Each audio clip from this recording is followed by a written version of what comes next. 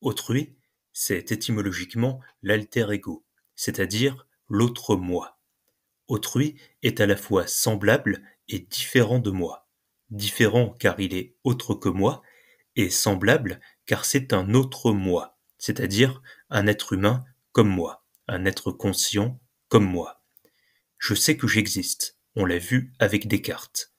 Mais comment être certain qu'autrui existe?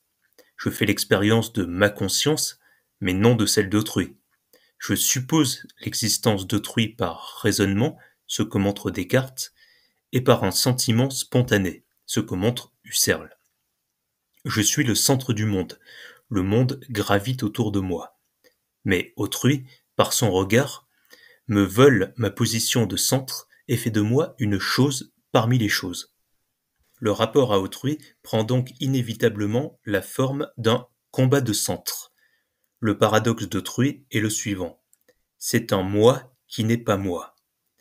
Pour saisir la difficulté principale concernant autrui, il importe de comprendre le concept de solitude, au sens philosophique du terme.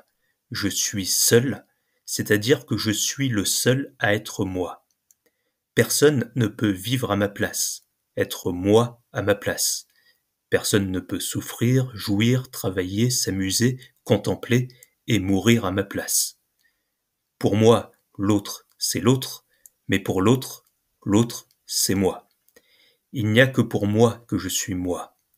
Quand il m'arrive de croire qu'autrui vit la même chose que moi, c'est toujours une illusion. Autrui, par définition, vit toujours une expérience différente de la mienne. Par exemple, face à un même paysage, autrui ne voit pas le même paysage que moi. Je ne sais jamais ce qu'autrui ressent. Je n'ai pas accès à sa conscience. Autre grand problème, autrui, par son regard, me réifie. Autrement dit, me transforme en chose, me considère comme une chose, ce que montre Sartre. Autrui m'enferme dans une définition. Il me réduit à une représentation qu'il a de moi. Réciproquement, je réifie autrui par mon regard. C'est pourquoi, comme l'écrit Sartre, autrui est d'abord pour moi l'être pour qui je suis objet. Quand je dis telle personne est ceci ou cela, je la réifie. Or, comme l'écrit Sartre, je ne suis pas ce que je suis parce que je change. J'échappe à toute définition, autrui aussi. La seule vraie définition de l'être humain, c'est de ne pas en avoir.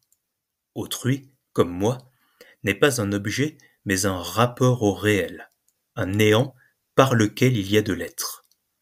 Pour ne plus réifier autrui, il faut accepter sa transcendance, c'est-à-dire le fait qu'il nous échappe, l'impossibilité de le connaître. Pour connaître autrui, il faudrait être à sa place. Mais alors, ce ne serait plus autrui, mais moi. Connaître autrui est donc par définition impossible. Par exemple, l'amour authentique ne consiste pas à croire que l'on connaît l'autre, ce qui est toujours une illusion, mais à savoir que l'on croit en l'autre. Il s'agit d'un acte de confiance, non de connaissance. Accepter la solitude, c'est accepter le fait qu'on ne connaît jamais autrui et qu'autrui ne nous connaît jamais. Sur le plan pratique, c'est renoncer à son désir de connaître l'autre et de le posséder, car ce désir est voué à l'échec, ce qui, notons-le, est un rempart contre toute perversité relationnelle, ce qui n'est pas rien. Pour Kant, être majeur, au sens philosophique du terme, c'est ne pas se laisser dicter sa vie par autrui par peur de sa liberté. C'est disposer de sa vie, oser penser, et non s'en remettre à des tuteurs qui disposent de notre vie et qui nous disent ce qu'on doit penser.